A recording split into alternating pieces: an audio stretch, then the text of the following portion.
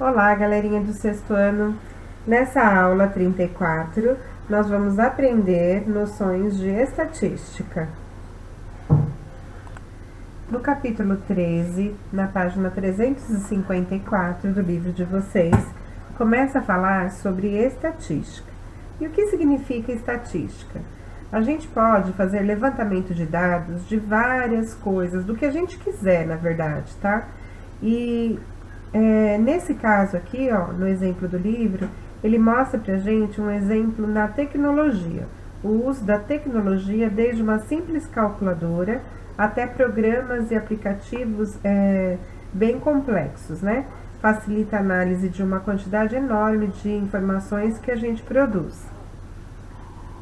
E para fazer gráfico dessas informações, a gente tem vários tipos de gráficos e vários tipos de levantamento de dados, né?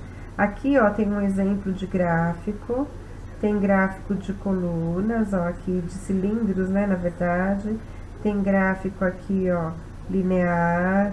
A gente vai estudar, então, a gente vai aprender um pouquinho sobre cada tipo de gráfico, cada tipo de gráfico representa melhor a um certo elemento, por exemplo, a porcentagem. O gráfico de setores, que é o gráfico circular, representa a porcentagem melhor, e assim por diante. Para levantamento de dados, tem um exemplo aqui na apostila que é bem legal para a gente ficar a par. Então, tem um exemplo 1 aqui na página 357. Um professor de educação física deseja conhecer as modalidades de esporte preferidas por seus alunos, desenvolvendo projetos em campeonatos direcionados.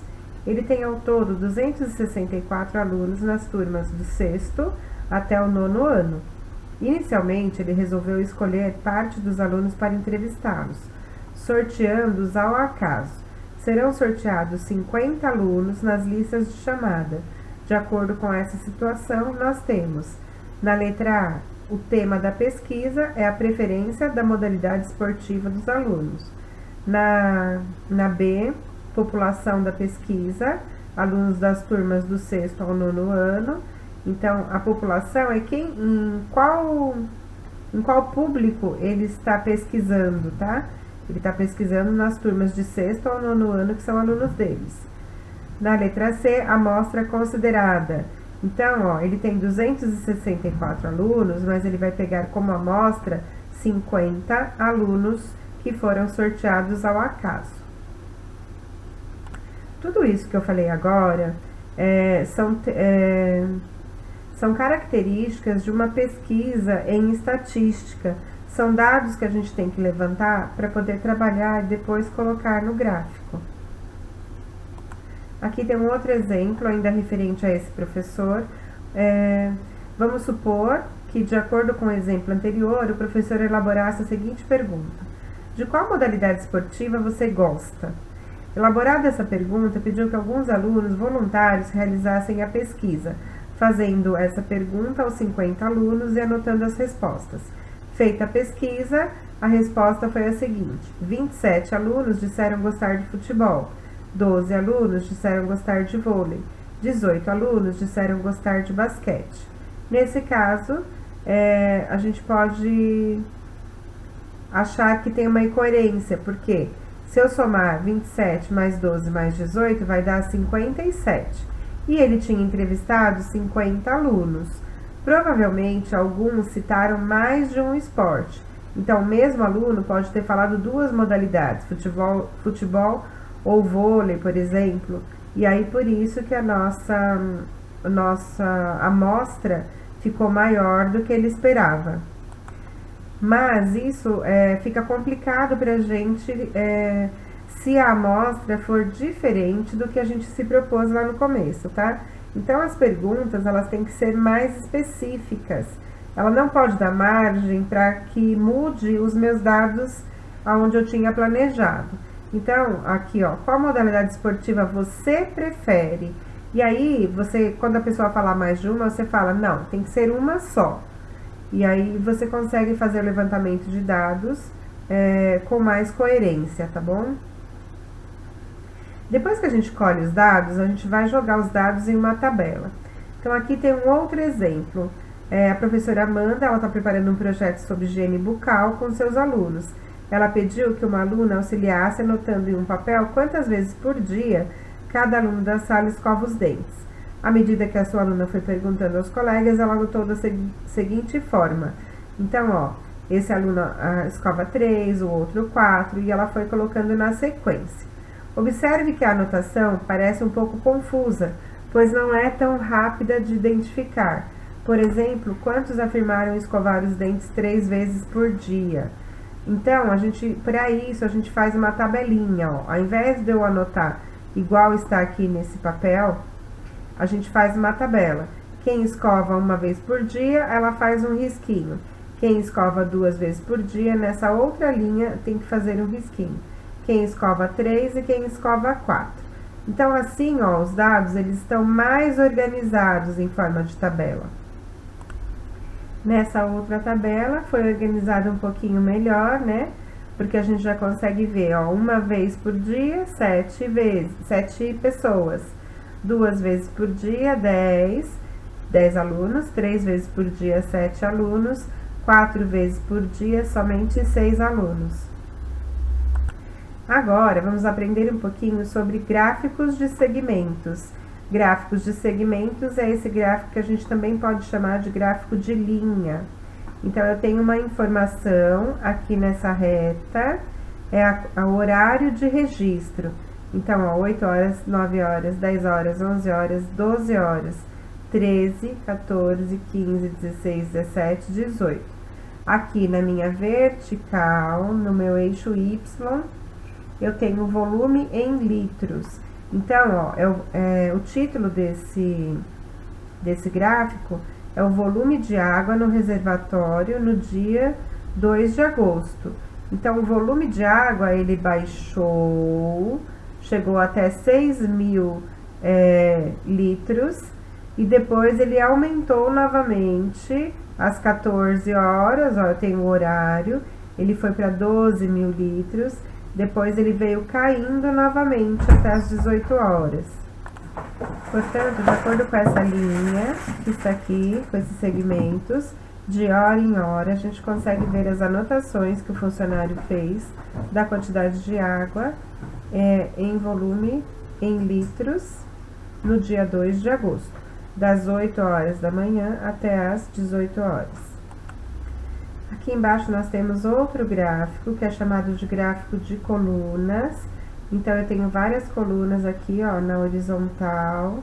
Então, ó, aqui na horizontal é o meu eixo X, aqui na vertical, meu eixo Y. Na horizontal, eu tenho os anos, que tá falando sobre produção de ovo de galinha no Ceará. Então, em 1975, 1980, tá de 5 em 5 anos, mais ou menos, né? Depois aqui muda. E aqui, ó, no eixo vertical, eu tenho a quantidade em 1000 dúzias. Então, ó, 19.514 mil dúzias, tá? É a quantidade dessa coluna. A gente sempre vai ter em todos os gráficos um título. A gente vai ter qual é a informação que tá aqui no eixo horizontal, ela vai estar escrita aqui embaixo.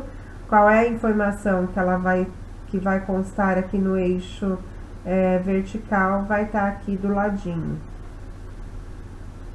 Tem uma coisa peculiar aqui nesse gráfico. Imagina que aqui, ó, tem 19.514, só que aqui, quando fala que a quantidade está em 1000 dúzias, significa que esse número aqui, ó, eu ainda tenho que multiplicar por 12.000, para encontrar qual é o valor dessa coluna. Porque se eu quiser a unidade, se eu quiser o número em unidades, eu preciso fazer essa multiplicação. Se eu quiser o número em dúzias, aí não precisa, eu posso falar esse número é 1000 dúzias, 19.514 mil dúzias, ok?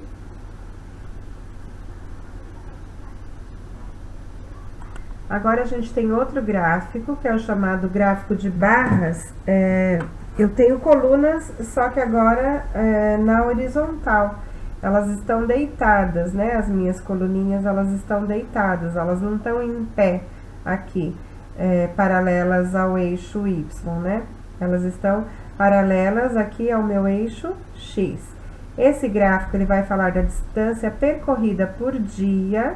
A distância, ela tá em quilômetros, então aqui é 2 quilômetros, 4, 6 quilômetros, 8 quilômetros.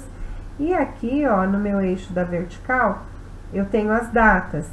No dia 3 de agosto, no dia 4 de agosto, 5, 6 e 7. Então, esse gráfico aqui, ó, ele fala sobre uma pessoa chamada Guilherme, que está treinando corridas. Então, ela usa um aplicativo que mede quantos quilômetros ela correu naquele dia. Então, ó, no dia 3 de agosto, o Guilherme correu um pouco mais que 12 quilômetros, ó. Um pouquinho mais, né? Aqui, no dia 4 de agosto, ele já correu mais ou menos 15 quilômetros. E assim por diante, tá bom? Agora, vamos falar um pouquinho do gráfico de setores. O gráfico de setores, ele é em formato circular, ó, como esse gráfico que tá aqui. Vamos ver o título dele, ó, ele é da distribuição das áreas das regiões brasileiras. Então, eu tenho as regiões aqui, ó, Norte, Nordeste, Sudeste, Sul, Centro-Oeste. E aqui eu tenho as cores de acordo com a minha legenda. Esse gráfico, ele geralmente, ele fala a quantidade de porcentagem de alguma coisa. E ele é formado por setores circulares. Já vimos lá naquele módulo da circunferência, né? No módulo da circunferência, a gente aprendeu o que era setor circular. Então, essa parte aqui, ó, é um setor circular, esse roxinho também, esse aqui também, esse rosa, esse azul. Eu tenho vários setores circulares aqui. No caso desse aqui das regiões brasileiras, o total, se eu fizer a bolinha da mesma cor aqui, ó, inteirinha, ela representa o Brasil. E cada cor aqui representa a região que a gente tá falando, tá bom? Então, ó, esse verdinho aqui é o Centro-Oeste, o roxo é o Sul, esse outro verde aqui é o Sudeste, aqui o rosa Nordeste, o azul é a região Norte. Agora, a gente tem outro gráfico aqui, de setor circular, e nós temos com porcentagem. Lembra que lá no começo eu falei que geralmente a gente usa porcentagem, esse gráfico circular? Então, é a proporção aproximada entre a Terra e a água na superfície do planeta. Então, veja bem, ó, 75% do planeta é composto de água e 25% é composto de terra. É isso que dá para analisar aqui nesse gráfico. Tem um outro tipo de gráfico que a gente chama de gráfico pictóricos, que são gráficos que apresentam imagens que chamam a atenção de quem está olhando. Como, por exemplo, esse gráfico aqui, ó, que vai falar das doações recebidas mensalmente em reais. Então, ó, aqui são os meses, na minha horizontal, meses de agosto, setembro, outubro, novembro e dezembro, e cada coluna de moedas representa a quantidade de doações recebidas por mês em reais. Esse outro gráfico é o mesmo que a gente viu lá em cima, sobre a porcentagem da água e a porcentagem de terra no nosso planeta. Então, tá aqui, ó, 75% de água, e foi colocada uma imagem de água, e aqui na terra foi colocada uma imagem de terra. E esse gráfico, quando ele vem desse jeito, ele é chamado de gráfico pictórico. Bom, galerinha, eu vou parar por aqui. Na próxima aula de amanhã, eu vou fazer a correção desse módulo dos exercícios de aplicação, ok? Beijos e bye, bye!